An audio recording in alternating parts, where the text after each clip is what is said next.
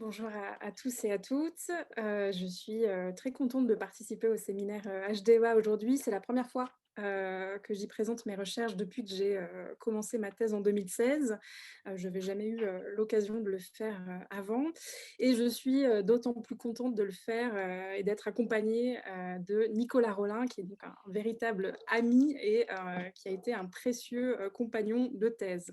Alors c'est vrai que depuis qu'on s'est rencontrés, en 2018, et pas à Nantes, mais à Nanterre, on a, entamé un dialogue autour de nos recherches, respectives en histoire africaine-américaine, en histoire, plutôt très contemporaine. Un dialogue qui s'est, poursuivi et intensifié lors de notre année Fulbright. On a eu tous les 2 en même temps, une bourse nous permettant, d'intégrer une université locale, Nicolas à Atlanta et moi à Cleveland, ce qui a été une expérience, très riche, mais aussi, très difficile. C'était important pour nous de le dire parce que derrière, parfois ces grands noms prestigieux, il y a quand même de grosses difficultés liées au terrain, des difficultés qui nous emmènent même, en fait, à repenser, la recherche en sciences sociales ou du moins la formation à la recherche en sciences sociales. Là où en sciences dures, les thèses et les projets sont beaucoup plus, collectifs et collaboratifs et les expériences radicalement, différentes. En tout cas, on a créé notre petit séminaire hebdomadaire Half Bright, qui a été, pour tous les 2 un espace de soutien et d'entraide et de réflexion, très précieux et c'est vrai que ça fait un moment qu'on souhaitait, formaliser ces échanges-là et je remercie d'ailleurs, Mélanie qui organise le séminaire, d'avoir accepté ma proposition de le faire, dans ce cadre-là. Alors, je vais présenter très brièvement mon sujet de terrain. Je vais laisser ensuite Nicolas présenter son sujet et son terrain à lui. Et puis, on vous dira ensuite la réflexion qu'on souhaite ici mener à travers cette mise en regard donc, des expériences de mobilité, mobilité géographique et sociale des Africains américains à partir des années 70 et notamment, évidemment pas exclusivement, mais notamment, entre autres, dans les banlieues de Cleveland et d'Atlanta. Alors, Euclid est an entering suburb ou une banlieue de petite couronne, on va dire, pour reprendre une terminologie très parisienne, ou une banlieue proche, adjacente à la ville de Cleveland en Ohio. Et je m'intéresse dans le cadre de ma thèse au changement démographique qui a eu lieu dans cette banlieue à partir des années 70 et aux questions d'intégration politique au niveau local des résidents africains-américains qui sont aujourd'hui, d'un point de vue strictement démographique, majoritaires, mais qui, voilà, en dépit de leur poids démographique grandissant, ont eu beaucoup de mal à se constituer en force politique dans cette banlieue. Je présente mon sujet du coup à mon tour. Déjà bonjour à tous, bonjour à toutes. Je remercie déjà Marion et puis HDEA pour cette invitation et puis pour m'accueillir pour qu'on puisse avoir cette discussion qu'on mène, il est vrai, depuis longtemps de manière un peu plus informelle. Donc je vais présenter mon sujet de recherche et mon terrain un petit peu rapidement puisqu'on va y revenir plus tard. Donc moi je travaille sur ce que certains chercheurs appellent la nouvelle grande migration, donc la migration des Africains américains vers le sud des États-Unis depuis les années 70. Je m'intéresse plus particulièrement à la métropole d'Atlanta, la banlieue est d'Atlanta plus spécifiquement. Et pour être un peu plus spécifique, je travaille sur ce que la littérature appelle les primo-arrivants, c'est-à-dire les migrants africains-américains qui s'installent dans le sud sans avoir de lien préétabli dans les zones où ils s'installent. Donc on va revenir sur tout ça plus précisément ensuite. Du coup, je rebondis un peu sur ce que disait Marion. C'est vrai que ça nous a beaucoup apporté de discuter dans le cadre de ce séminaire Half Bright qu'on partage avec Cléa Fortuné, qui est dans l'assistance, qui a servi d'espace d'échange scientifique, mais aussi de cellule de soutien psychologique, il faut bien le dire, pendant la recherche, et puis pendant la pandémie, et puis pendant aussi l'enseignement pendant la pandémie. Du coup, je rebondis un petit peu là-dessus parce que c'est vrai que ça a été l'idée de faire dialoguer nos sujets, c'était aussi pour sortir un peu de la solitude des chercheurs et des chercheuses, mais il y a aussi un apport scientifique à l'idée de la mise en regard. Et là, je pense à l'historienne des migrations Nancy Green qui propose un espèce de plaidoyer pour une histoire comparée des migrations dans un ouvrage de 2002. Et elle nous dit que la comparaison a deux usages, rechercher les aspects spécifiques et généraux de chaque phénomène, mais aussi aider à comprendre les causes et les origines des phénomènes. Donc ça, c'est typiquement ce qui nous intéressait avec Marion, c'était de déceler ce qui était justement spécifique à Cleveland, spécifique à Atlanta, et puis après essayer de comprendre pourquoi il y avait ces différences. Donc monter un petit peu en généralité et sortir du spécifique. Et selon Nancy Green, toujours, c'est la tâche, enfin, cette tâche-là est un peu difficile parfois pour les historiens. Elle le dit ici, les sources et les méthodes de l'historien, de l'historienne mènent, il est vrai, vers le spécifique. Si l'on a le goût de l'archive, leur dépouillement reste un travail minutieux, réservant parfois des heures de frustration pour quelques minutes de trouvailles. Donc là, je me reconnais tout à fait dans cette description, Marion aussi, je crois. Et même lorsque s'accumulent les minutes de bonheur en matière riche sur quoi fructueusement réfléchir, multiplier une telle démarche par autant de cas différents ne peut sembler que titanesque.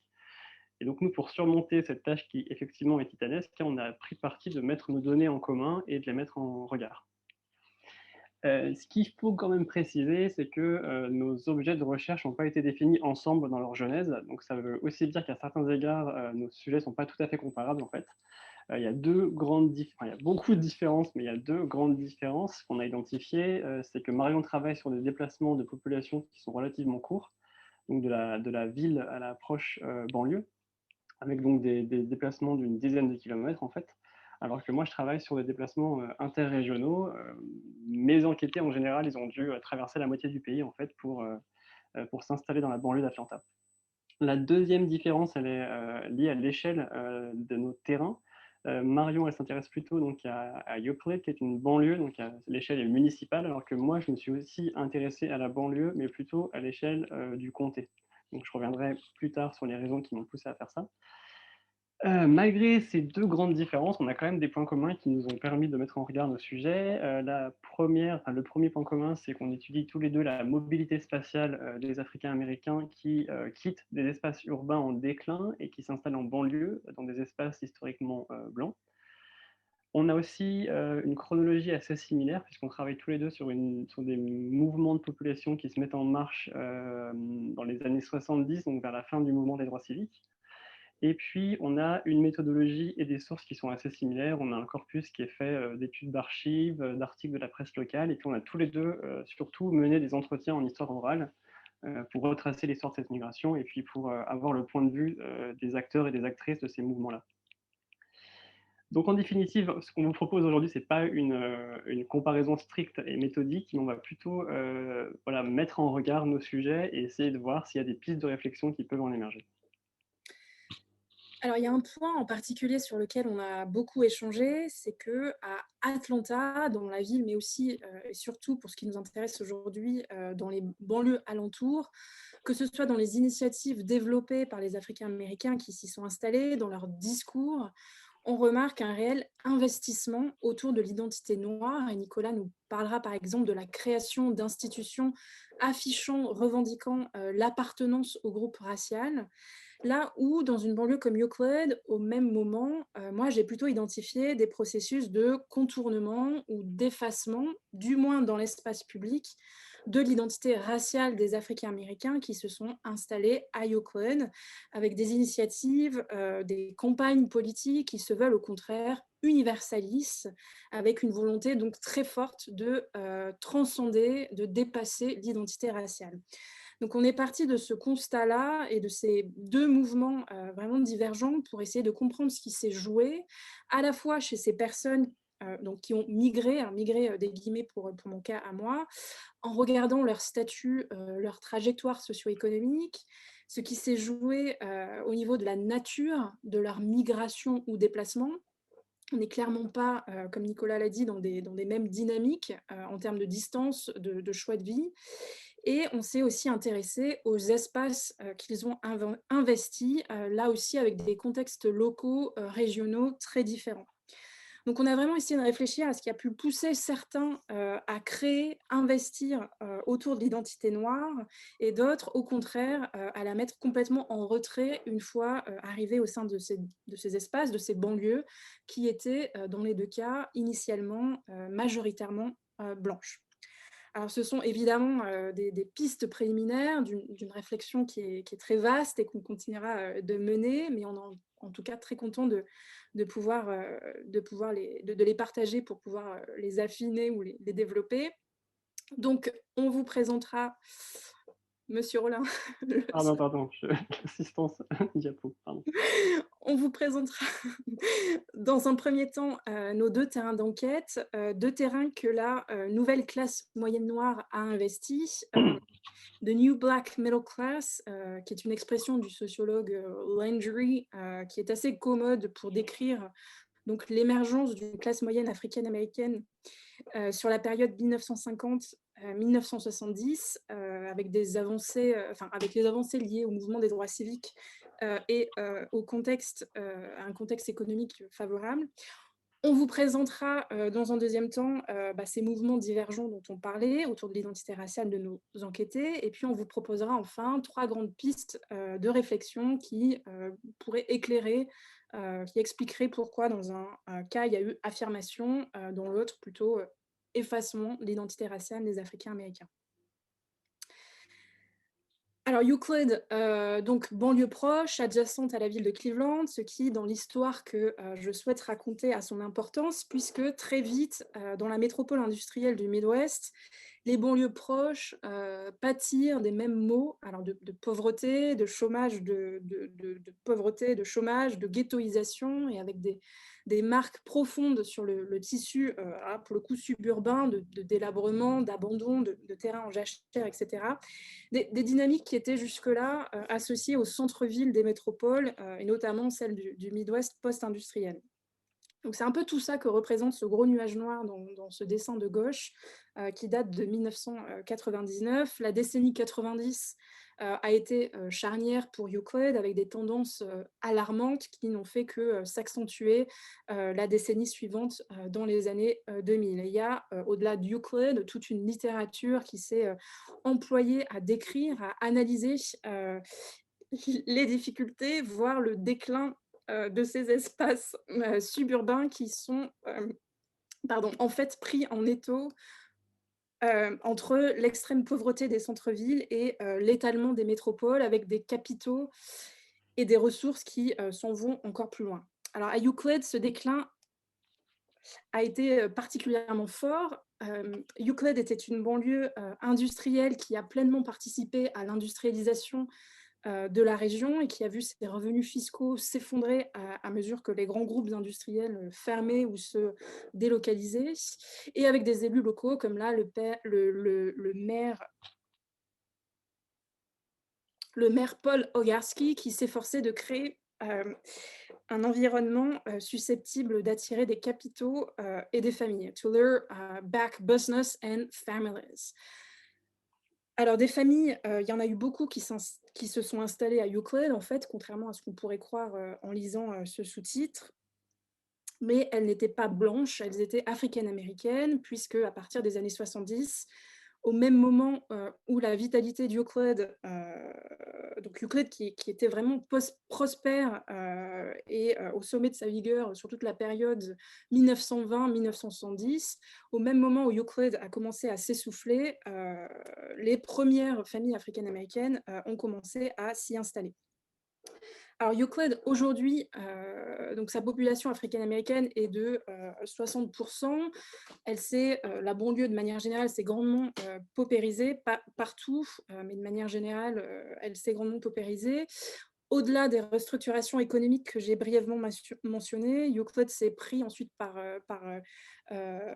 la suite la crise des saisies immobilières en pleine face au cours des années 2000. Et aujourd'hui, Euclid reste clairement en bas de ces classements un peu surprenants qu'on peut trouver dans les magazines locaux. Ces classements qui, chaque année, publient The Best Places to Live et donc clairement The Worst Places to Live en termes de qualité de vie, de sécurité, de services publics, etc. Alors moi, ce qui m'a beaucoup intéressée lorsque j'ai commencé à retracer le fil des migrations africaines-américaines, c'est que Euclid, avant d'avoir la réputation qu'elle a aujourd'hui de banlieue globalement malfamée, en déclin, Euclid était pour toute une première cohorte de familles africaines-américaines qui s'y sont installées donc, au cours des années 70 et 80. Après, il y a eu un véritable changement dans le profil socio-économique, mais pour déjà ces 2 décennies-là, il y a eu, pour cette première vague, Euclid était vraiment le site privilégié pour les rêves et les envies de banlieue auxquelles aspirait une partie de cette nouvelle classe moyenne noire de Cleveland. Alors, je ne vais pas revenir sur l'histoire d'exclusion raciale en banlieue, on n'a pas le temps. On sait combien la banlieue a été jusqu'à très récemment très homogène d'un point de vue racial. À partir des années 60, on parle de véritables exodes comparables aux vagues de grande migration du sud vers le nord, d'exode vers la banlieue des Africains-Américains. Il a d'ailleurs été estimé qu'entre les années 60 et 2000, 9 millions d'Africains-Américains s'installèrent dans les banlieues du pays. Alors à Cleveland, le mouvement vers la banlieue s'est fait dans le prolongement des quartiers africains-américains de Cleveland. Si tu veux, hop, dans tout l'est de la ville, Cleveland qui est délimité par les pointillés, et on peut voir en 1960 à gauche, je ne sais pas si on voit très bien, c'est des scans d'un livre. En 1960, à gauche, voilà, ça n'a pas encore vraiment commencé. Et puis 20 ans plus tard, en 1960, on voit une réelle implantation au-delà des limites de la ville, et notamment dans les banlieues de East Cleveland, Cleveland Heights, une certaine mesure, et surtout Shaker Heights, qui ont des histoires très différentes de la mienne à Euclid. Là, pareil, je n'ai pas vraiment le temps d'y revenir, mais en tout cas, Euclid, ça s'est passé, ça a été un peu plus tardif, et c'est vraiment sur la décennie 1990-2000 que le bascule démographique d'une banlieue globalement blanche à une banlieue en tout cas majoritairement africaine-américaine s'est opéré. Alors concernant ces familles africaines-américaines de la première vague, ou ce qu'on peut appeler les pionniers, pour reprendre une terminologie des sociologues qui étudient ces processus de succession raciale dans la ville états-unienne, ce qui est intéressant, c'est qu'à Euclid, il y a eu à la fois des propriétaires et aussi des locataires. Donc, c'était le cas, par exemple, de Marsha Curtis, qui est arrivée à Euclid avec son mari en 72, d'abord en tant que locataire, et ils ont pu ensuite acheter en 86 dans le quartier de Indian Hills, qui est un quartier un peu en retrait à l'extrémité sud-ouest de la ville de Euclid, qui reste encore aujourd'hui assez stable et plutôt préservé du déclin qui a affecté les quartiers alentours de Euclid. Indian Hills, c'est aussi là que Ed Duxon s'est installé avec sa femme en 87. Et là, on est plutôt dans un profil senior, retraité, sans enfants à charge. Et eux cherchaient précisément a house where you can age in. Et ce qui leur a plu, et c'est en général les deux grands arguments qui sont convoqués à la question Why Euclid, la proximité avec Cleveland, et je crois qu'il y a une carte juste après, Nicolas, merci. Bon, c'est une carte qui date de 1990, qui est pas complète, il faut que je précise un peu tout ça, mais la proximité avec Cleveland, et il y a clairement ce bras d'autoroute I-90 qui connecte, qui relie Euclid à Cleveland en une vingtaine de minutes. Et aussi, comme je le disais, de par son passé industriel, Euclid était abordable. Alors, Indian Hills, comme je le disais, c'était un petit peu différent. C'était clairement pas un quartier industriel. C'était en retrait, c'était boisé, c'était joli. It was affordable but very middle class, pour reprendre ces termes. Et un troisième profil que je voulais vous présenter, c'était celui de Rose Allen, qui pour le coup, elle, est née en Louisiane, a fait des études de pharmacie dans le Texas, est arrivée à Euclid en 1976, dans un de ces grands complexes qu'on pouvait trouver à l'époque, qu'on trouve toujours à Euclid, le long de ce qui était décrit comme the Euclid's Gold Coast. Rose Allen était l'une des toutes premières africaines-américaines à y résider grâce à ses revenus qu'elle décrivait comme étant très confortables, et elle m'expliquait à quel point cet endroit était superbe, avec piscine, vue sur le lac, une bonne ambiance, just a wonderful place to live. Donc voilà pour une petite idée des gens, des familles africaines-américaines qui se sont installées à Euclid au cours des années 70, 80.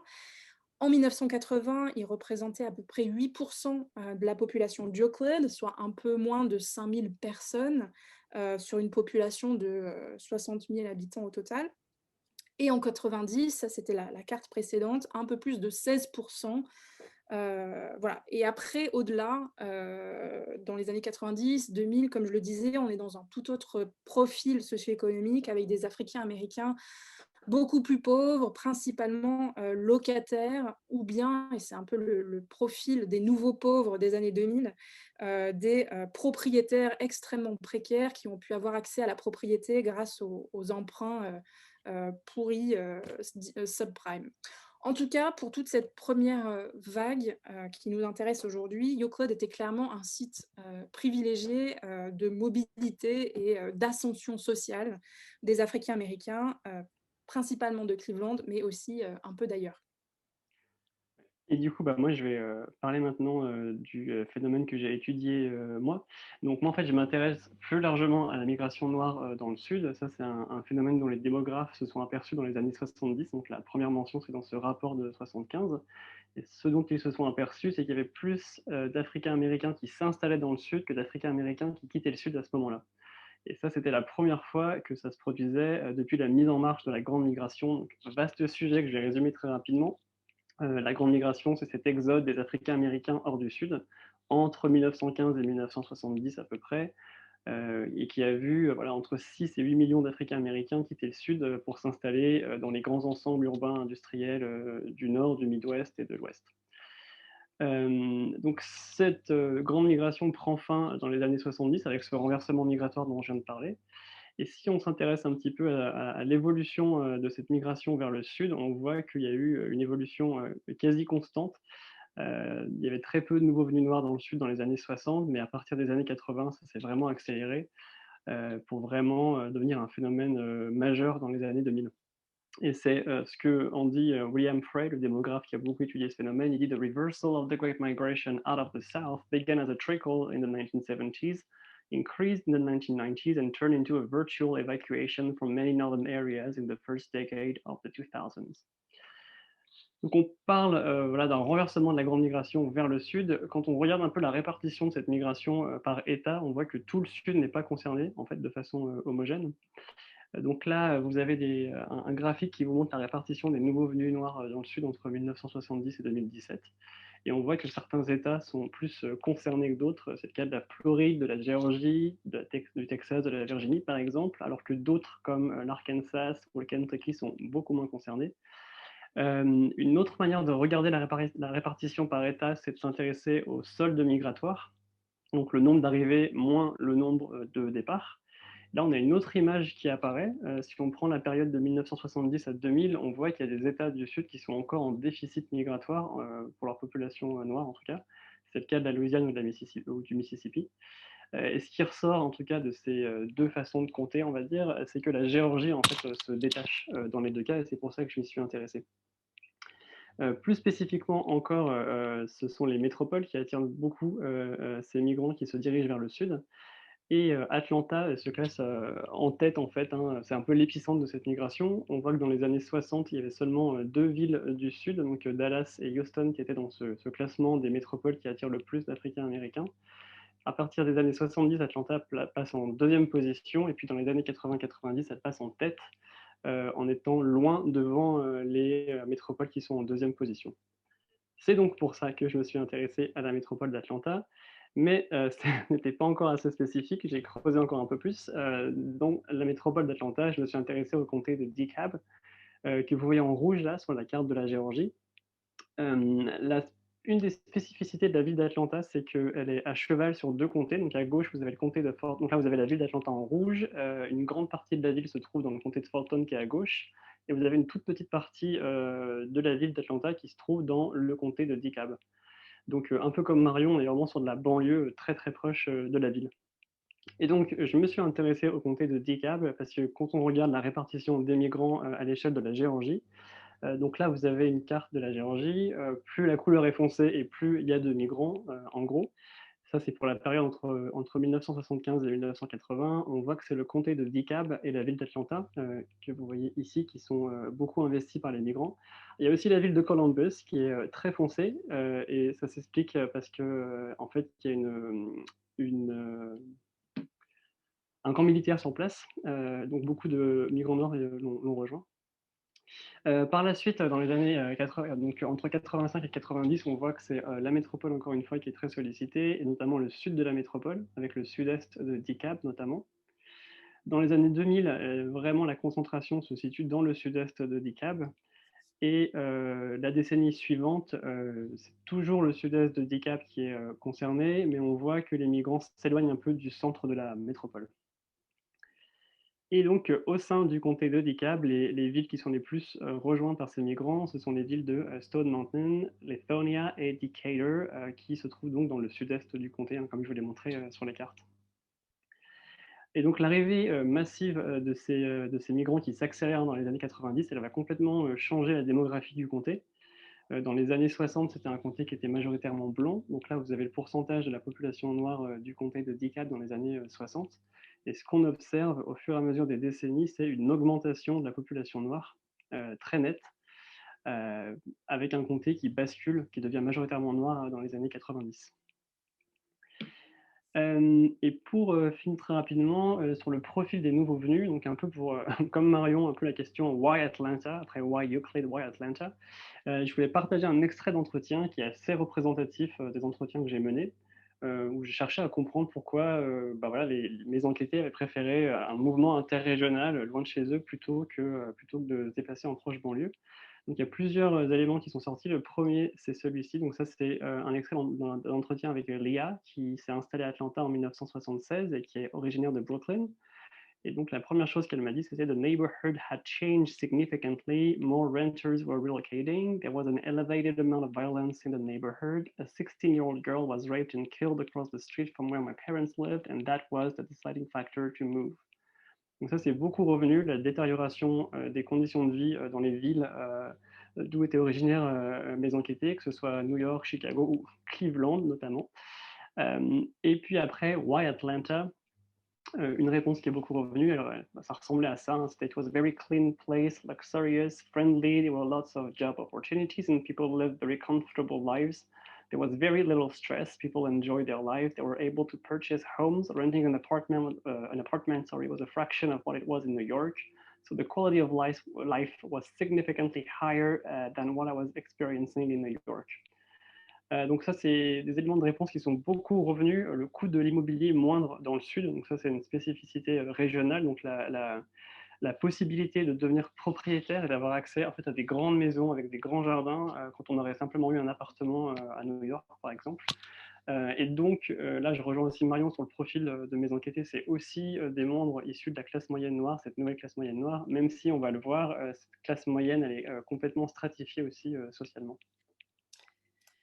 Alors, ce qu'on voulait vous présenter dans un deuxième temps, c'est la façon dont clairement mes enquêtés à Euclid, encore une fois, moi sur la période 70-80 et ceux de Nicolas dans les banlieues du comté de DeKalb, et du moins celles et ceux qui se sont investis d'une manière ou d'une autre dans la vie politique ou publique de ces espaces-là, ne se sont pas du tout positionnés sur la question raciale de la même manière. Alors moi, je mets souvent en miroir, donc c'était l'objet d'une présentation toute récente, donc je vais aller assez vite, mais je mets souvent en miroir ces deux associations grassroots qui ont été créées à Euclid autour de la question raciale lorsque le changement démographique a commencé à s'opérer à Euclid. Alors avec d'un côté Euclid Community Concerns, donc vous voyez les captures là, qui a véritablement réussi à s'institutionnaliser, à s'ancrer dans la ville locale à Euclid. Donc Euclid Community Concerns, qui a été créé au début des années 80 par des figures religieuses locales blanches, mais qui a été très vite intégrée, investie par des résidents africains-américains, dont ceux que je vous ai présentés, et qui avaient envie de s'impliquer dans la vie associative à Euclid. Donc, ils organisaient tout un ensemble d'activités, de débats. Ils ont impulsé, ça c'était important, un dialogue avec les élus locaux, des élus locaux qui, dans un premier temps, étaient littéralement réticents à reconnaître la présence même d'Africains-Américains à Euclid. Voilà, donc ils étaient, animés par une volonté d'ouvrir, le débat, de promouvoir la diversité raciale, d'Euclid. Donc je mets souvent, Euclid Community Concerns en miroir avec une autre organisation, de Euclid Black Caucus, qui a été créée, à la fin des années 80 par une poignée de résidents africains-américains qui, eux, étaient las de parler de diversité raciale et souhaitaient pour le coup être beaucoup plus dans la mobilisation, dans la confrontation, et notamment lorsque les signes de, concentration raciale, commençaient à se faire sentir dans certaines zones, et qu'il était en plus apparent que ces zones-là, principalement, enfin de plus en plus africaines-américaines, faisaient l'objet de désinvestissement du pouvoir public local en matière de rénovation, de services publics, et alors même qu'il n'y avait toujours aucune sorte de présence africaine-américaine dans les institutions politiques et décisionnelles d'Euclid. The Euclid Black Caucus, qui a donc tenté de mobiliser autour de l'identité raciale, n'a pas réussi à attirer des membres. Il y avait un petit noyau très actif de 5 et puis 4 personnes, et ils ont eu quelques victoires symboliques avec des nominations d'Africains-Américains à des postes municipaux, mais ils n'ont pas vraiment réussi à attirer d'autres membres et à pérenniser leurs activités sur le temps long.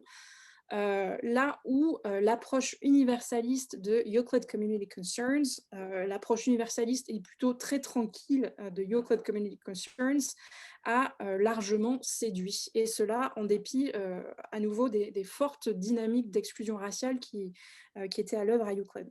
Alors, j'ai également enquêté sur l'émergence à Euclid d'églises africaines-américaines. On connaît le rôle absolument central dans l'histoire africaine-américaine des églises, qui sont des espaces de socialisation, de cohésion sociale, de cohésion raciale et d'affirmation, voire de contestation raciale.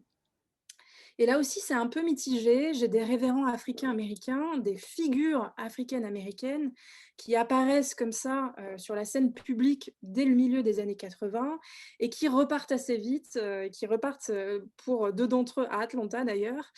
J'ai le cas aussi d'une église qui était très intéressant, Imani Church, qui était la première à afficher une identité noire au début des années 90 avec un nom en plus en swahili. Le révérend Monty Norwood proposait entre autres au sein de cette église des cours d'histoire africaine-américaine, ce qui était vu comme une avancée, une tentative d'affirmation assez importante. Mais si vous voulez, on n'est pas du tout dans une dynamique de construction. Il n'y avait pas d'initiative, en tout cas pas à ma connaissance, visant à construire quelque chose de spécifiquement africain-américain avec les résidents noirs d'Euclid. Et le dernier point qui va également dans ce sens, très très rapidement, les campagnes politiques que j'ai pu étudier et qui ont été menées par des candidats africains-américains pour intégrer le conseil municipal ou la gouvernance des écoles publiques. Des candidats et candidates qui se sont présentés dès le début, là aussi, des années 80, et c'est le cas de Rose Allen, dont je vous ai parlé, qui a été la première africaine-américaine à se présenter en 81 pour intégrer le conseil municipal, et qui ne se présentait pas comme africaine-américaine, susceptible de représenter un électorat noir grandissant et donc de peser sur les décisions politiques en leur faveur, mais comme une banlieusarde, suburbanite, qui entend représenter tout le monde. Et on retrouve le même discours, le même positionnement que Euclid Community Concerns, où Rose Allen était par ailleurs très active. Attends, je veux bien que tu restes sur l'ancienne, merci. Et où clairement l'engagement politique n'était pas motivé par des questions d'ordre racial. Et c'est quelque chose que j'ai pu retrouver chez toute une série de candidats africains-américains avec lesquels j'ai pu m'entretenir, jusqu'à, et je terminerai là-dessus, Candace Jones, qui a été la première africaine-américaine, là pour le coup, à être élu au conseil municipal d'Euclid en 2008, donc tout récemment. Et c'était à la suite de l'intervention de la Cour fédérale et d'un procès contre Euclid que Euclid a perdu parce qu'il n'y avait justement aucune représentation politique africaine-américaine, alors que la population, donc là on est plutôt dans les années au milieu des années 2000, était en passe de devenir majoritaire. Donc il y a eu, à la suite de ce procès, un changement de système électoral, un redécoupage des circonscriptions pour permettre aux candidats africains-américains qui perdaient systématiquement les élections depuis les années 80, donc d'être élus. Candace Jones est élue, ce qui est un véritable tournant dans l'histoire raciale d'Euclid, et Candace Jones a un discours et un positionnement pour le moins surprenant, mais finalement plutôt cohérent par rapport à ce que je viens de vous dire. Dans la presse, elle se confiait « I'm not running because I want to be the first African American on council. I'm running because I'm concerned about the quality of life in my ward and the city. » Et lorsqu'on est rentré un peu plus dans les détails lors d'un entretien, I came from an area in New Jersey where everybody was just, friendly. Everybody knew everybody. And to this day, when I think back about these people in Euclid, I don't really think about race or color. I just see them as people. It didn't make any difference to me, the candidate I was supporting in Euclid, whether he was African American or not. I wanted to know what they were standing for. If you were standing for the right thing, then I would support you. If you weren't standing for the right thing, it doesn't matter what nationality or race you were, I could not support you. All right. Du coup, moi, sur mon terrain, au contraire, j'ai observé beaucoup d'initiatives de la part de mes enquêtés et des institutions qui les ont accueillis, qui affirmaient en fait une identité raciale. Et ça commence dès, en fait, avant même de migrer, dans la promotion même de la migration qui a été faite.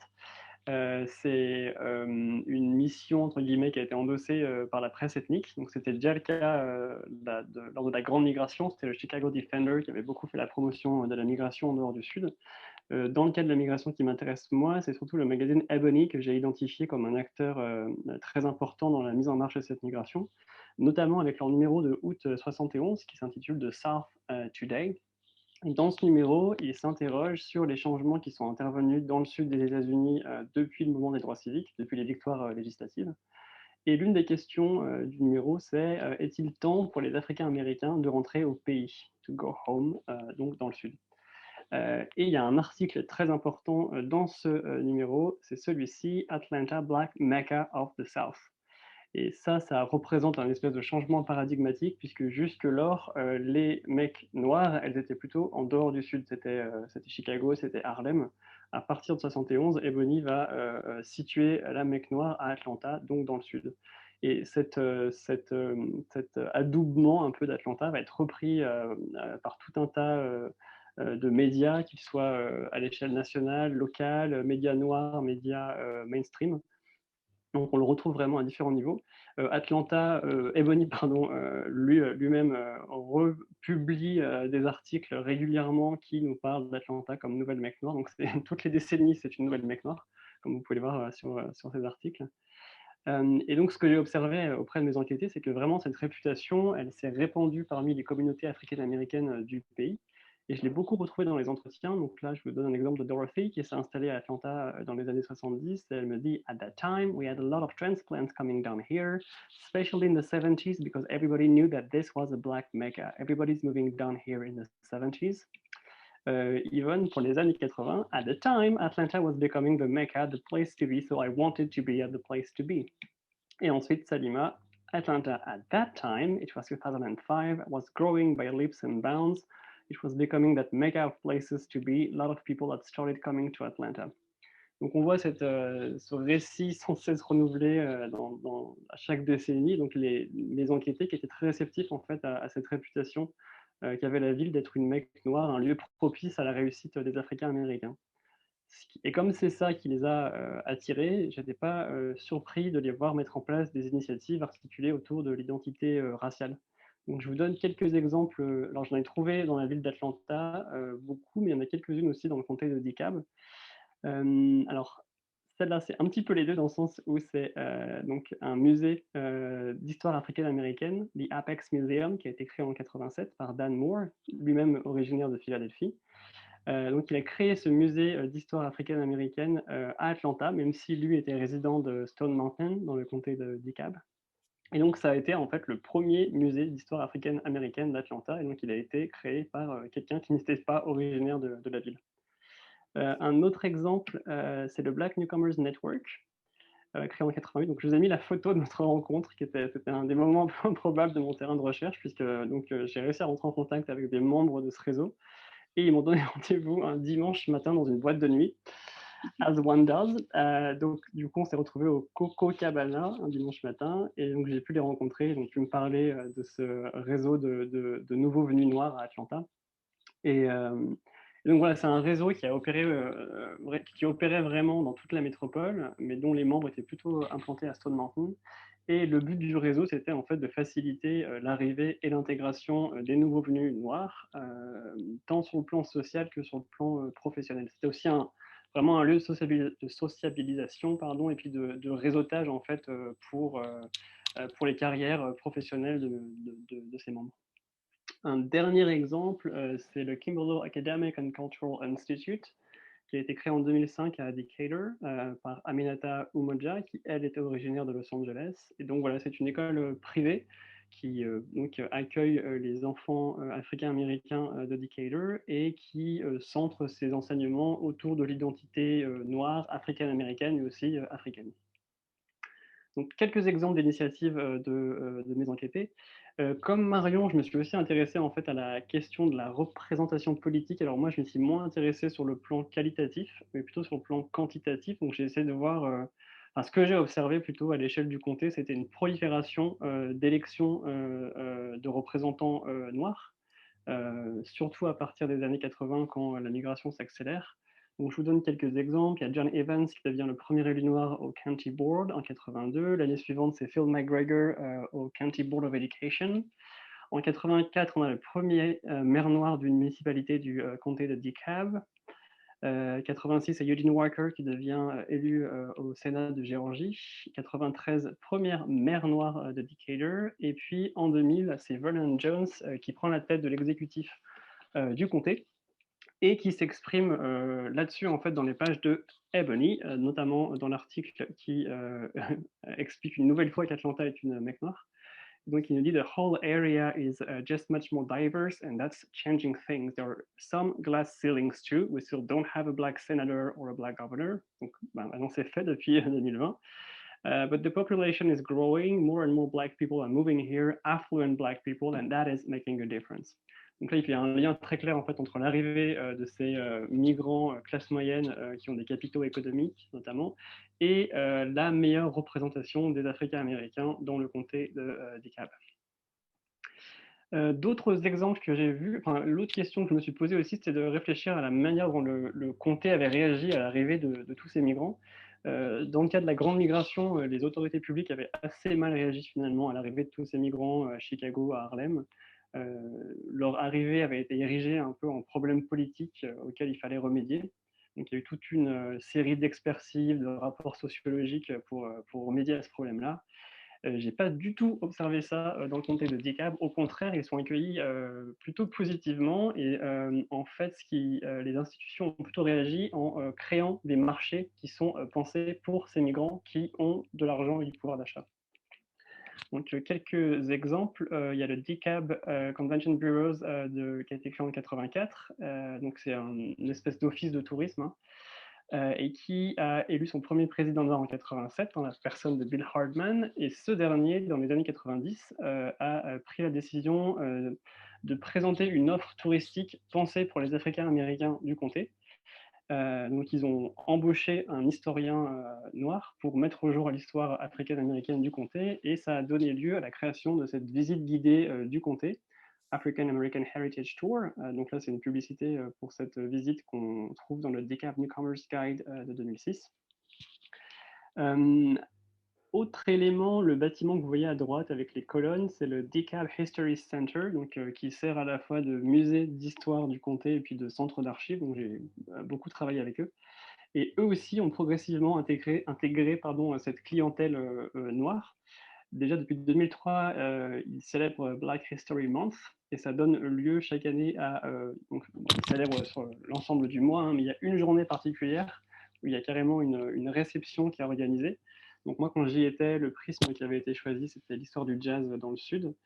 Et donc c'était une réception avec un repas, avec un orchestre, avec, des chercheurs et des artistes qui venaient, parler. Donc les résidents du comté étaient invités à venir assister à tout ça pour la modique somme de 40 $. Il y a aussi des expositions qui sont organisées dans le DeKalb History Center sur, l'histoire noire du comté. Donc moi, quand j'y étais, c'était, une exposition qui s'intéressait à, The Flat World Community, donc qui est une des plus anciennes, communautés africaines-américaines, de Géorgie. Et puis, mes enquêtés et moi-même, on a participé à l'intégration de l'histoire noire, du comté, au DeKalb History Center en faisant don, des entretiens qu'on a menés ensemble, aux archives en fait, du centre. Ce qui leur a permis de compléter en fait, leur collection d'histoire orale et voilà, ils étaient vraiment très enthousiastes en fait à l'idée d'avoir, accès à ces documents-là. Autre initiative que j'ai repérée, la création de centres commerciaux. Donc ça, c'est le centre commercial de Stonecrest qui est juste à côté de Lithonia, dans le sud-est du comté. Et donc, c'est des centres commerciaux. Donc, celui-là, il a été créé en 2001. Et donc, ce sont des centres commerciaux qui sont pensés spécifiquement pour une clientèle africaine-américaine avec la vente de Afrocentric merchandise. Donc, je ne sais pas trop exactement comment le traduire ni ce que c'est exactement, mais en tout cas, ils ont en tête cette clientèle-là. Et puis un dernier exemple, puisque Marion a parlé des églises, il y en a une qui est très importante à Lettonia, donc dans le sud-est toujours, qui a été créée en 87, la New Birth Missionary Church, qui comptait seulement 300 membres en 87 et 25 000 en 2001. Donc il y a vraiment l'arrivée de ces migrants en fait a fait grossir cette église qui est aujourd'hui en fait une des plus grandes Black mega church de la région. Donc, pour finir, pour conclure sur DeKalb County, j'ai envie de citer Andrew Rees, qui a étudié un peu le processus d'installation en banlieue des Africains américains. Il dit DeKalb County, donc dans les années 90, had become the promised land of the Black middle class, represented in Congress and the county executive's office by Black officials and home to thousands of Black executives and entrepreneurs. DeKalb offered upwardly mobile families the possibility of enjoying both the cultural comfort of a Black community and the economic advantages of upper middle class suburbia. Et c'est vrai que la partie cultural comfort of a Black community, j'ai beaucoup retrouvé ça dans mes entretiens. Une mère de famille qui me disait qu'elle était vraiment soulagée en fait de pouvoir inscrire son fils dans un club de robotique qui était entièrement noir. Une autre de mes enquêtés qui était très contente de pouvoir rejoindre un studio de yoga entièrement noir aussi, donc de pouvoir être dans des espaces où la clientèle est majoritairement noire et où ces espaces sont aussi détenus par des Africains américains. Alors, du coup, qu'est-ce qui ressort de cette mise en regard? La première chose qu'on peut déjà dire, c'est que les Africains américains qui se sont installés à Euclid, contrairement clairement aux enquêtés de Nicolas, s'inscrivent avant tout dans une démarche d'intégration, là où à Atlanta, dans les banlieues du comté de DeKalb, ils sont beaucoup plus dans une démarche de construction, voire de redéfinition de l'identité, de l'espace. Alors à Euclid, j'ai parlé de son passé industriel. C'est que Euclid, à l'échelle du comté, elle se démarque vraiment des autres banlieues par son histoire industrielle et cette forte identité ouvrière et blanche. Et c'est une identité qui continue aujourd'hui d'être promue. Et là, je pense au Euclid Historical Museum and Society, qui a été mon tout premier lieu d'investigation lors de mon premier terrain. Et là, stupeur, dans une banlieue à plus de 60% africaine-américaine, il n'y a absolument aucune trace, et ça a été vraiment l'une des difficultés de mon terrain, aucune trace de la présence d'Africains-américains.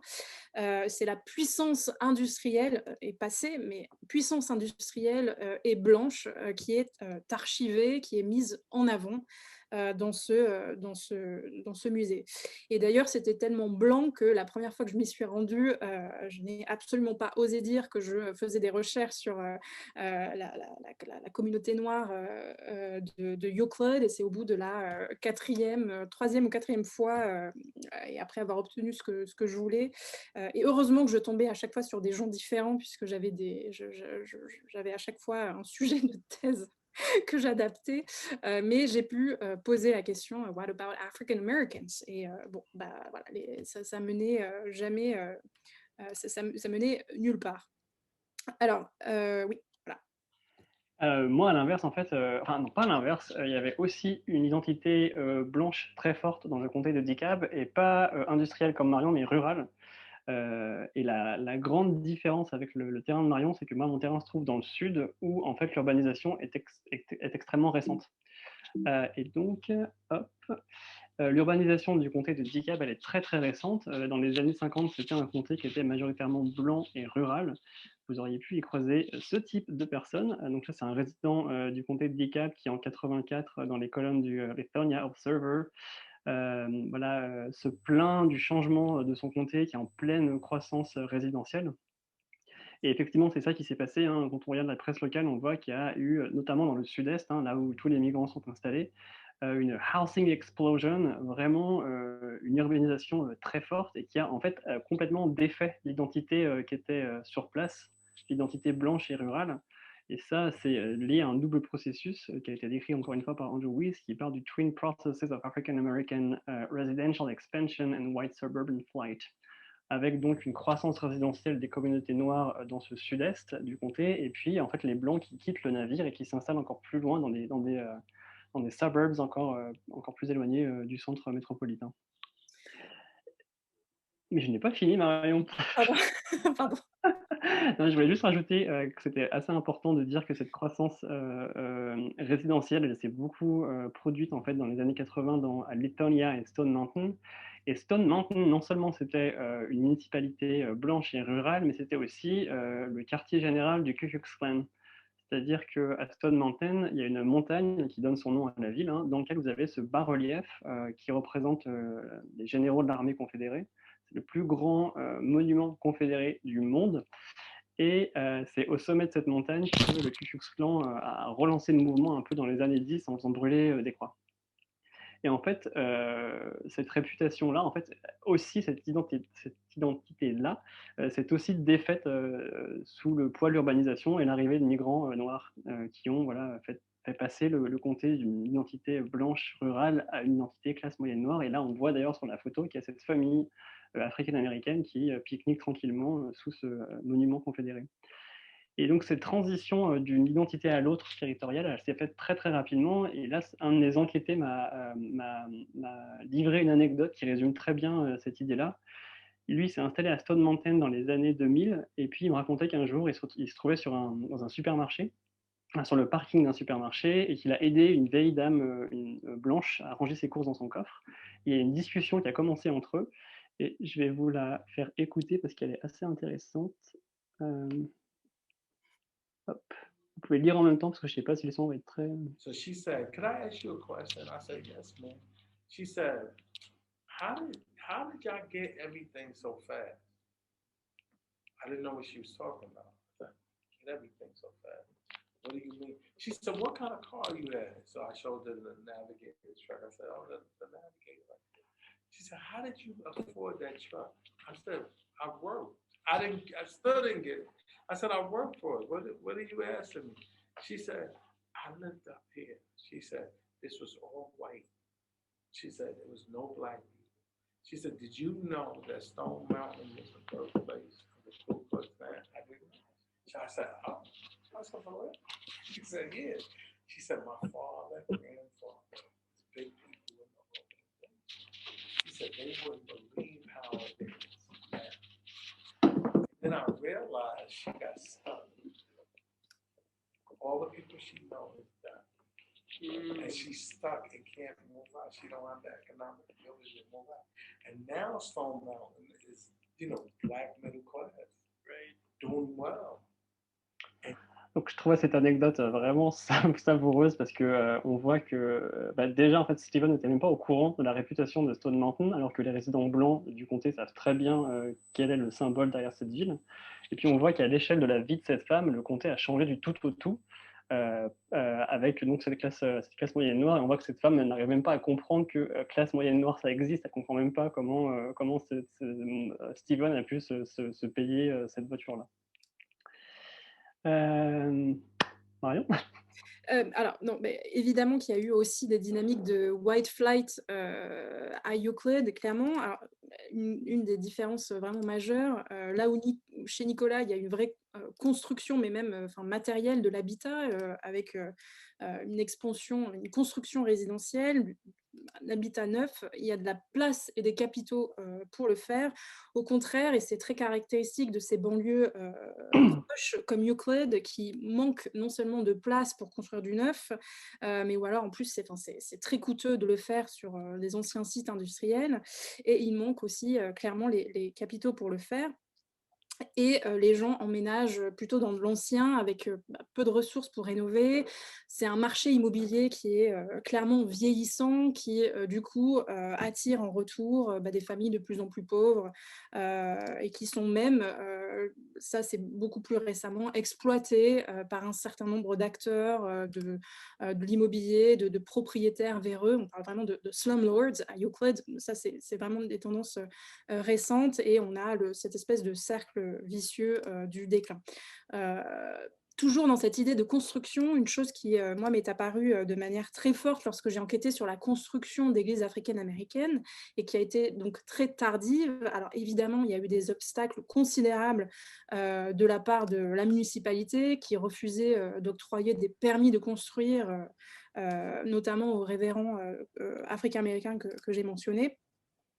Mais en fait, ce dont je me suis rendu compte aussi, c'est que la proximité avec les quartiers noirs de Cleveland et les attaches familiales, sociales, religieuses à une vingtaine de minutes d'Euclid faisait qu'il n'y avait pas non plus vraiment besoin, en tout cas dans un premier temps, de construire des espaces de socialisation noirs et en plus, je veux dire, qui de toute évidence menaient vers des combats assez coûteux contre les pouvoirs publics locaux. Oui, alors que moi, sur mon terrain, finalement, comme mes enquêtés étaient très éloignés de leur ville d'origine et de leur famille, ils ont été contraints, en fait, de créer des espaces de sociabilité noirs. Et donc, le réseau Black Newcomers que je vous ai montré là au Copacabana, clairement, leur volonté de créer ce réseau, elle est née du sentiment de solitude qu'ils ont ressenti en s'installant dans cette grande métropole. Et c'était lié au fait que, effectivement, ils ont effectué une distance très grande par rapport à celle des enquêtés de Marion. L'autre grande piste qu'on a pu identifier relève quant à elle des dynamiques d'exclusion raciale sur place et sur, on va dire, la structure militante en place. Ce qui était intéressant lorsqu'on échangeait avec Nicolas, c'est que lui parlait vraiment en termes de comté, le comté de DeKalb comme un grand bloc, là où moi j'ai plutôt une impression à échelle du comté de Cuyahoga County, de morcellement de banlieues qui sont quand même très isolées, détachées les unes des autres, avec des identités très différentes. Et l'autre élément qui du coup fait partie de mon équation et de mon histoire à moi sur la difficulté de se mobiliser, de mobiliser les résidents africains-américains autour de leur identité raciale, j'ai eu une impression, mais là aussi c'est à creuser parce que j'ai eu des problèmes d'archives qui ne sont pas consultables sur la période, mais que les grandes associations du type NAACP, Urban League, parce que les besoins ont été tellement colossaux dans le centre-ville de Cleveland, ils n'ont pas vraiment réussi à s'importer, à suivre le mouvement en banlieue et à s'attaquer aux problèmes raciaux en banlieue, mais ça aussi, ça tient, comme on a pu le voir, aux résidents de ces banlieues-là, pour qui la compréhension et comment dire, la compréhension du fait racial, on va dire, et leur vision euh, jouaient aussi un rôle important. Ils n'ont pas pris le relais. Et cette conviction chez ces résidents d'Euclid que j'ai mentionnés, de par leur expérience positive d'ascension sociale, donc là, pareil, je parle vraiment sur la période 70-80, que la question raciale, cette impression que la question raciale n'a vraiment plus lieu d'être. Alors que c'est vrai que moi, sur mon terrain, ce que j'ai observé, c'est une espèce de tradition militante assez ancrée et héritée du mouvement des droits civiques, militante en tout cas pour ce qui concerne le processus électoral. Ce dont je me suis aperçu, par exemple, c'est que la NAACP avait créé une branche dans le comté de DeKalb en 56, donc c'est assez tôt en fait. Et comme on le voit sur cette carte des années 60, on voit qu'il y avait effectivement quelques poches résidentielles noires en fait dans le comté de DeKalb. Et puis comme Marion le dit, hein, c'est vraiment l'échelle du comté qui est privilégiée donc, pour cette branche locale, alors qu'il y a la branche d'Atlanta, mais il y a une branche de DeKalb. Et ce que j'ai pu observer, c'est que les différentes personnalités que j'ai évoquées qui ont été élues, au comté de DeKalb, que ce soit Johnny Vance, Eugene Walker ou Phil McGregor, en fait, c'est des anciens membres de la NAACP qui ont même été présidents, à certains moments. Et ces groupes-là, qui sont issus de ces groupes militants, du mouvement des droits civiques, j'ai vu dans la presse qu'ils s'étaient mobilisés, à plusieurs moments de l'histoire du comté pour, notamment, influer sur le redécoupage, des, circonscriptions électorales. Donc ça a été le cas dans les années 80. Ils ont en intervenant, ils ont pu faire émerger une majorité noire dans le sud du comté de DeKalb, dans le 5e district, ce qui a permis l'élection de John Lewis au Congrès états-unien. Et puis là, dans les années 90, l'article nous disait qu'il participait aussi à des audiences pour, pareil, en fait, influencer le redécoupage des circonscriptions électorales après le recensement de 1990. Donc j'ai pu observer, en tout cas sur ces questions électorales, une vraie continuité en fait de la part de ces groupes issus du monde des droits civiques, donc qui étaient très ancrés dans le Sud. Et enfin, un dernier point et qui n'est pas des moindres, qui concerne le profil socio-économique, de ces migrants, de ces résidents. On a parlé de nouvelles classes, moyennes noires, donc des gens qui ont pu profiter d'un contexte économique favorable pour, s'enrichir, et qui pouvaient profiter d'une certaine forme de sécurité de l'emploi. Bon, les résidents, africains-américains qui ont emménagé à Euclid, y compris ceux que je vous ai présentés, on l'a dit, ils ont emménagé à Euclid parce que c'était abordable. Ils sont plutôt middle class, mais plutôt quand même lower middle class, une classe moyenne fragile qui dépend par exemple de l'emploi du secteur public. On sait combien ces emplois ont été réduits sur la période étudiée et qui en plus est vulnérable aux soubresauts de l'économie et des périodes même très courtes de récession ou de ralentissement économique. Et donc évidemment, ça joue aussi sur l'implication et la vitalité civique. Oui, alors c'est vrai que moi, on parlait de la stratification sociale au sein de la classe moyenne noire. Moi, j'ai plutôt affaire à des personnes qui issues de la classe moyenne noire supérieure. C'est comme ça que Andrew Weiss les décrit d'ailleurs. C'est comme ça que le démographe William Freud est décrit aussi, ces migrants vers le sud. Il dit the best and the brightest, et c'est vrai que c'est des personnes qui sont très bien dotées d'un point de vue économique et scolaire. Je vous présente un portrait de la famille noire classe moyenne supérieure, telle que décrite par Ebony dans les années 90. Donc là, on a une famille de New York qui s'est installée à Stone Mountain. Donc on est vraiment plus sur ce type de population-là, une population qui est diplômée et qui participe à un brain gain dans le sud. C'est-à-dire que c'est une population qui vient aussi se saisir d'opportunités professionnelles dans le sud. Et ça, c'est une autre différence entre nos terrains, évidemment. C'est que Marion, elle est plus sur un terrain en déclin économique, alors que moi, je suis sur un terrain, le sud, qui depuis les années 70 est en plein essor économique. Alors, pas tout le sud, mais les zones métropolitaines du sud font partie de ces zones avec une forte vitalité économique. Et j'ajouterais qu'en plus, il y a de plus en plus d'Africains-Américains qui viennent dans le sud spécifiquement pour étudier dans les HBCUs, donc les institutions d'enseignement supérieur noires. Et ça, un élément assez surprenant dans mon terrain, c'est que plusieurs personnes m'ont parlé de l'influence d'une série qui s'appelle A Different World, dérivée du Cosby Show, où en fait on suit des étudiants africains-américains dans un HBCU qui est inspiré de Clark Atlanta University, donc la fac nord d'Atlanta. Donc on a en plus ces personnes qui viennent étudier à Atlanta et qui, une fois diplômées, restent sur place. Et d'ailleurs, un élément que j'ai oublié d'évoquer, mais c'est que le sud-est du comté de DeKalb, dans les années 90, était la deuxième communauté noire la plus prospère du pays. Donc on est vraiment sur ce type de profil-là, classe moyenne supérieure. Et ça nous a amené un peu à réfléchir à la question des capitaux qui sont mobilisés par les personnes qui se déplacent, que ce soit dans le cas de Marion ou dans le mien, et à la théorie de la migration de Everett Lee de 1966, qui parle de la sélectivité de la migration. Donc le fait que les migrants ne sont pas un échantillon représentatif de la population dont ils sont issus, mais qu'ils font partie de best and the brightest, hein, ceux qui ont les meilleurs capitaux à la fois économiques et sociaux, scolaires également. Et du coup, ça nous a amené à nous poser un petit peu en désaccord avec Andrew Weiss, pour qui la nouvelle grande migration, le nouveau chapitre de l'histoire migratoire des Américains, c'est Black Suburbanization, le déplacement vers l'approche banlieue. Donc il dit qu'il y a 9 millions d'Africains-Américains qui se sont déplacés vers la proche banlieue, donc ils comparent ça aux chiffres de la grande migration. Et ce qu'on voit bien, c'est que finalement, c'est pas comparable, les capitaux qui sont mobilisés pour des mouvements interrégionaux et les capitaux qui sont mobilisés pour des mouvements vers la proche, banlieue. Et avec du coup des conséquences clairement sur bah voilà, la vitalité civique et militante ou sur place. Alors pour conclure et pour revenir à ce moment où Euclid était prospère et attractif pour des Africains américains sur les décennies 70-80, mes enquêtés ont fait clairement le choix d'une approche universaliste où l'identité raciale, où l'idée de blackness n'a pas été vectrice de projets, d'initiatives ou de mobilisation, et cela en dépit de dynamiques d'exclusion raciale très fortes. Alors que moi, sur mon terrain, on a vu que mes enquêtés ont eu tendance à affirmer leur identité raciale, mais que ça avait été plutôt mis au service d'initiatives mercantiles, de développement de marché. Et ce qui pour moi est à relier en fait au développement du capitalisme noir, dans le sens où cette migration vers le sud, elle se met en marche en même temps que le capitalisme noir se développe, donc à la fin des années 60, début des années 70. Et donc, cette identité noire affirmée, elle n'est pas mise au service d'un militantisme qui chercherait à lutter contre les inégalités raciales, par exemple.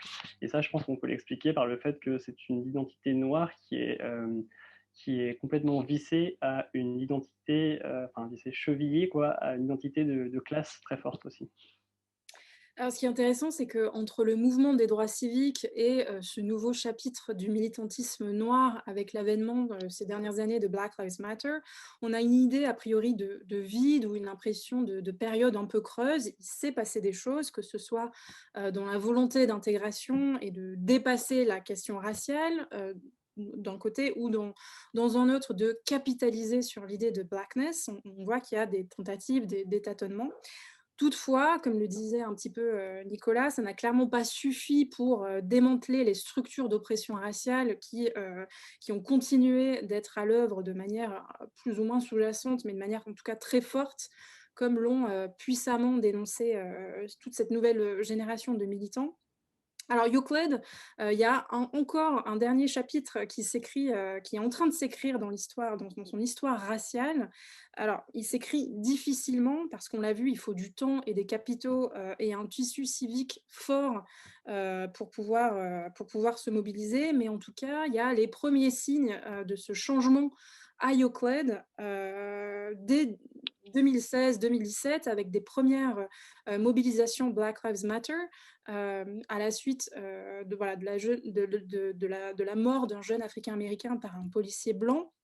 Mais ces mobilisations-là, c'était dans de Euclid City Council, conseil municipal, elles étaient plutôt restreintes.